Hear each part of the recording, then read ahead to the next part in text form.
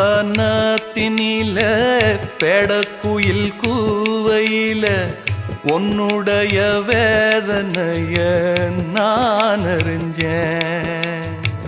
பொங்கலத்தில் மாலையிட ஒன்னிரண்டு தோளத்தொட என்ன தவம் செஞ்சேனோ என் மாமா.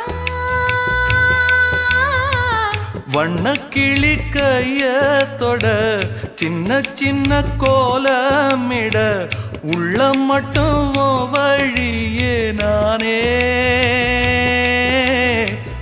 உள்ளம் மட்டும் வழியே நானே.